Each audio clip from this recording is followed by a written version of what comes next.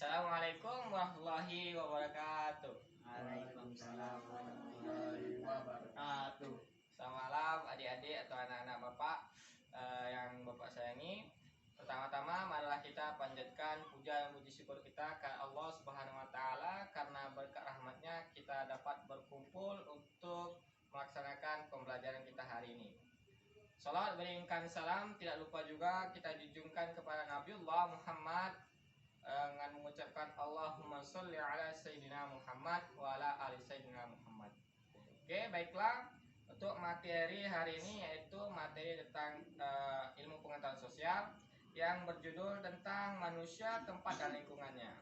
Oke, di sini udah pada tahu ya tentang IPS itu apa kepanjangannya, yaitu ilmu pengetahuan sosial ya. Nah, materinya itu kita tentang manusia, tempat dan lingkungannya. Nah, berhubungan dengan manusia ini tentu ada namanya tempat tinggal ya. Karena jika tidak ada tempat tinggal, manusia akan tinggal di mana gitu. Oke. Nah, ruang adalah tempat di permukaan bumi secara keseluruhan ataupun yang digunakan oleh makhluk hidup untuk tinggal. Ruang meliputi lautan, daratan ya. Tak ada di udara. Jadi cuman di daratan maupun di lautan. Itu di perairan itu mencakup laut, sungai, danau dan air tanah. Lapisan bumi mencakup tanah, bebatuan dan lapisan atmosfer. Batas ruang adalah tempat dan unsur-unsur lainnya yang mempengaruhi kehidupan di bumi. Ruang di permukaan bumi memiliki karakteristik yang khas yaitu berupa tanah, bebatuan, tumbuhan dan lain-lain yang berbeda dengan tempat lainnya. Contohnya, jenis batuan di suatu tempat ditemukan di tempat lainnya tetapi dengan jenis tumbuhan yang berbeda. Oke. Selanjutnya ada perbedaan karakteristik ruang. Menyebabkan interaksi antar ruang. Interaksi antar ruang dapat berupa pergerakan orang, mobilitas penduduk, pergerakan barang atau energi, perpindahan gagasan atau informasi atau komunikasi. Seperti yang kita sudah tahu ya, bahwa komunikasi di dunia kita ini atau di teknologi yang kita rasakan ini sudah maju. Jadi tidak perlu kita seperti dulu yaitu surat menyurat yang dilakukan oleh bapak-bapak kita dahulu. Apabila kalau mau mengkontak seseorang, dia harus melalui surat dulu. Apalagi yang seperti zaman-zaman dahulu itu dia bahkan sampai membuat surat dalam botol dan itu dilemparkan ke laut gitu. Jadi untuk pada saat kita ini zaman sudah canggih, jadi apabila komunikasi kita sudah gampang sekali, tinggal beli paket dan langsung aja kirim apa yang ingin kita sampaikan gitu. Nah, kondisi saling bergantung yang diperlukan untuk terjadinya interaksi keruangan. Yang pertama, saling melengkapi. Terjadinya jika ada wilayah yang berbeda komoditas yang dihasilkan. Yang kedua ada kesempatan atau opportunity, lokasi yang menawarkan alternatif lebih baik sebagai tempat asal maupun tempat tujuan. Yang ketiga ada keadaan dapat diserahkan atau dipindahkan. Sampai di sini paham? Paham. Alhamdulillah ya. Kalau tak ada pertanyaan kita akan lanjutkan saja materinya. Yaitu ada peta. Sini sudah tahu ya peta itu seperti apa. Peta itu kayak suatu gambar tempat wilayah itu dia hanya sekertas, cari kertas ya. Nah, kalau globe itu beda lagi, dia untuk satu dunia gitu. Nah, peta adalah kalau menurut istilahnya yaitu gambaran permukaan bumi dari suatu bidang datar dan diperkecil dengan menggunakan skala. Peta terdiri dari 8 komponen yaitu peta, orientasi utara, simbol peta, garis astronomis, insert, legenda, garis koordinat, dan super peta. Nah, sini sudah ada yang melihat peta ya. Udah pernah ya peta? Oke, udah pernah ya. Seperti yang kita tahu ada kayak apa? Penunjuk arahnya gitu, ada utara, ada tenggara, ada selatan, ada barat dan timur, seperti lainnya gitu. Nah, terus ada juga itu namanya di peta itu skala. Jadi kita bisa menentukan jarak antara wilayah satu dengan wilayah lainnya dengan menggunakan skala. Itu merupakan juga untuk menentukan wilayahnya sangat akurat sekali ya untuk di peta itu. Nah, di Indonesia ini terletak antara 9 derajat bujur timur, 141 barat timur, dan 6 derajat lintang utara sampai 11 derajat lintang selatan. Batas wilayah darat Indonesia itu Malaysia, Papua New Guinea, dan Timor Leste. Sedangkan yang laut itu India, Thailand, Malaysia, Singapura, Vietnam, Filipina, Palau, dan Papua New Guinea dan Timor Leste. Nah, ini sudah kita ketahui ya, kalau suatu negara itu ada wilayah masing-masing. Jadi ada perbatasannya di mana wilayahnya sama seperti kita membuat tanah ya. Misal ini rumahnya rumah tipisal gitu. Jadi dia ada batasannya.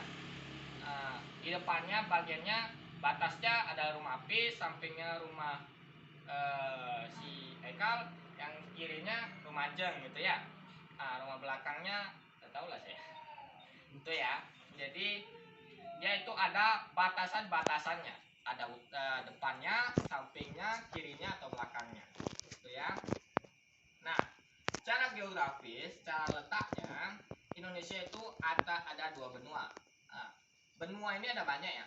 Ada benua Afrika, ada benua Amerika, ada benua Asia, dan lain-lainnya. Nah, Indonesia ini berada di 2 benua, yaitu benua Asia dan benua Asia itu di sebelah utara Indonesia, dan benua Australia.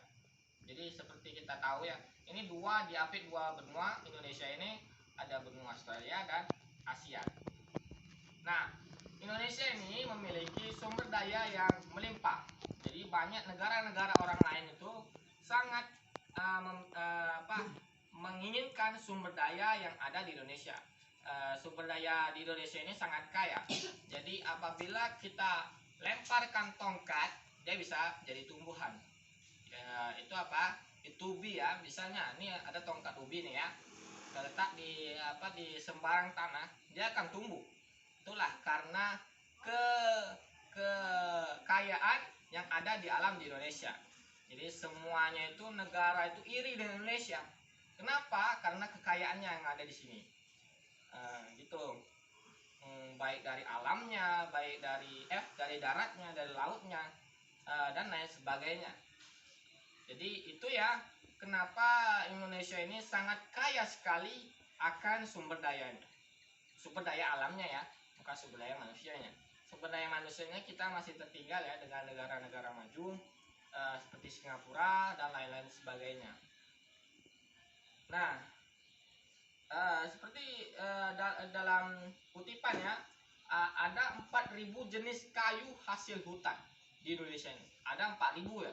Ini belum lagi untuk binatang-binatangnya. Ini untuk hutannya aja itu ada 4.000 jenisnya. Itulah banyak ya, jenis hutan di Indonesia itu banyak.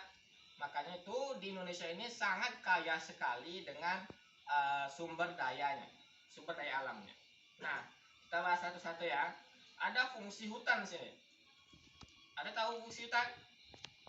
Tahu ya? Fungsi hutan itu untuk menyimpan air hujan.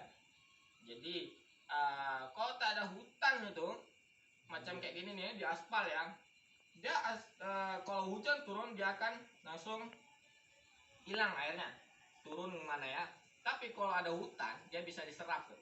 Jadi kalau udah diserap airnya, nanti dia akan masuk ke dalam tanah gitu. Nanti kalau dia bisa kita temukan di mata air. Jadi dia itu bisa menyimpan air di dalam tanah tuh. Itu fungsi hutan.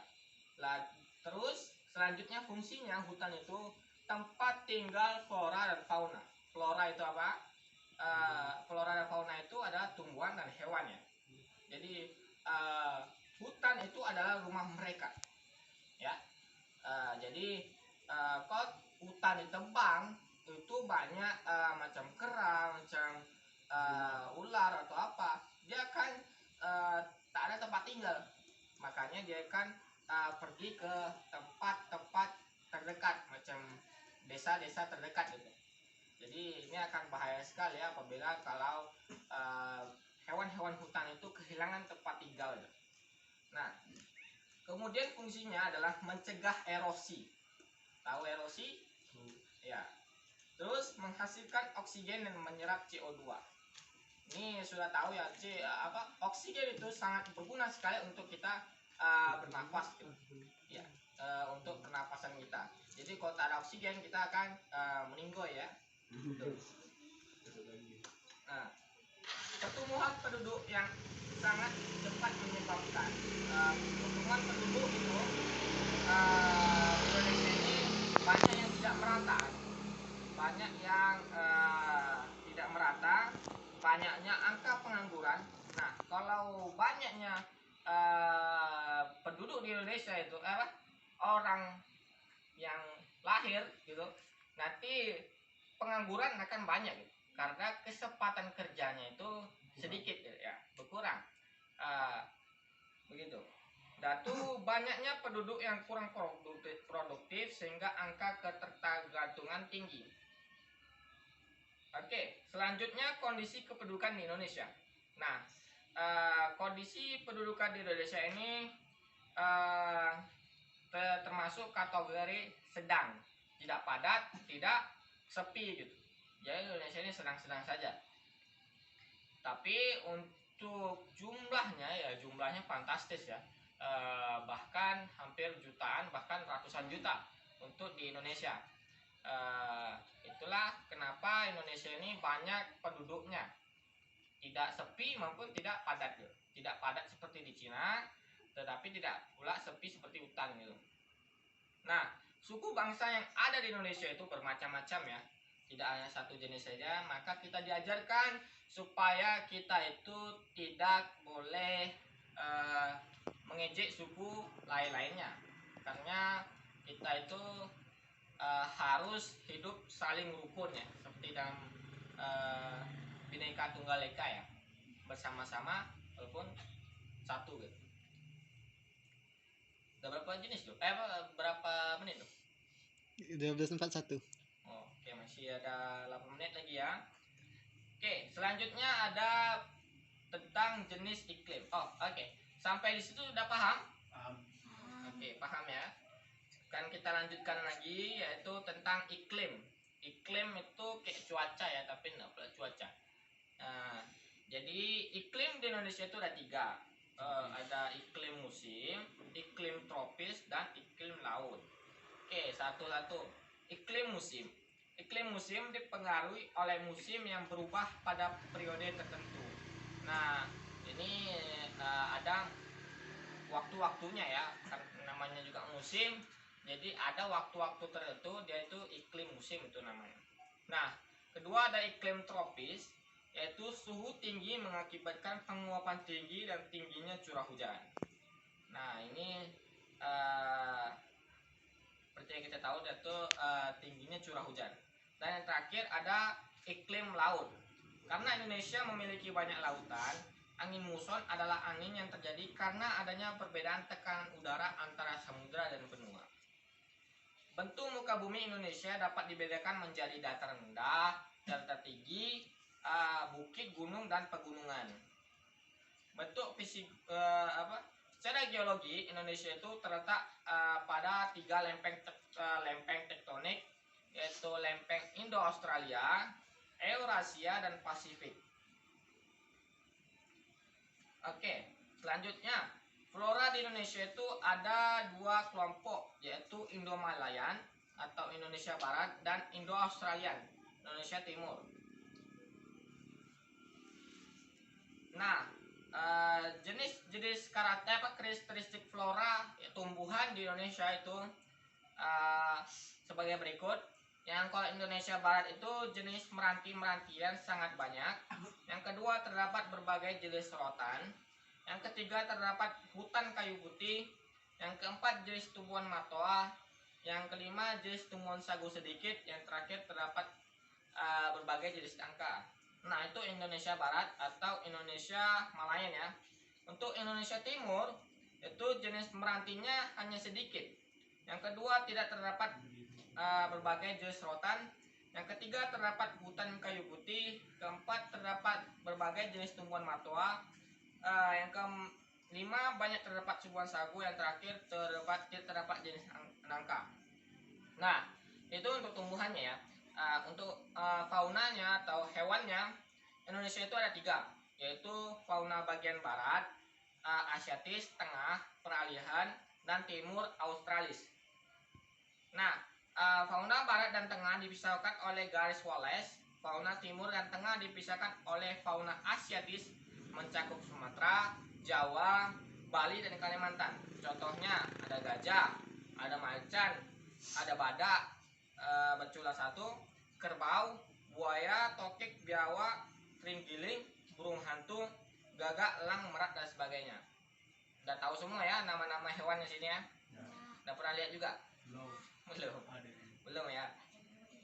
Macam gajah ya, belum pernah lagi ya. Kuda Nil juga. Kuda Nil ada ya? Kuda Nil nggak ada di sini. Dia ada badak bercula 1, macan belum pernah kita nengok ya. Belum. Nah, fauna peralihan mencakup Sulawesi, Maluku, Timur, Nusa Tenggara, dan pulau kecil di antara pulau tersebut. Contohnya anoa, babi rusa, ikan duyung, kuskus, sapi, komodo, burung dewata, maleo, dan sebagainya. Udah pernah nengok sini duyung? Belum ya. Saya pun belum pernah. Katanya sih itu dongeng ya. Tapi di sini ada yang bilang duyung itu di sekitar pulau Sulawesi, Maluku, Timur, dan Nusa Tenggara. Nah, kalau ada yang mau nyari duyung, coba aja kesana. Mungkin ada itu ya, di laut itu ada duyung. Minta waya ya. Oke. Yang terakhir ada fauna Australis, mencakup Papua, Halmahera, dan Kepulauan Aru. Nah, flora atau hewan yang terkenal di Papua adalah burung cendrawasih ya, dan terkenal sekali di Papua. Itu kalau untuk hewan di Papuanya itu ada walabi, ada kanguru, beruang, landak irian, kelelawar, kadal, cendrawasih, kasuari, namundur, dan sebagainya. Nah, ini juga ya, cendrawasih dengan kasuari itu sangat terkenal sekali di Papua, itu merupakan hewan-hewan di Papua. Oke, udah berapa menit dong? 17.54, hampir 18. Oke lah, hanya itu yang dapat saya sampaikan atau abang sampaikan. Terlebih dan kurang abang mohon maaf. Apabila ada kesalahan saya mohon maaf. Kita tutup aja pembelajaran kita hari ini. Semoga bisa didapat oleh adik-adik atau anak-anak sekalian, dan dapat diterapkan ilmunya di dalam kehidupan sehari-hari ya. Semoga bermanfaat ilmunya. Cukup sekian. Assalamualaikum warahmatullahi wabarakatuh. Waalaikumsalam warahmatullahi wabarakatuh.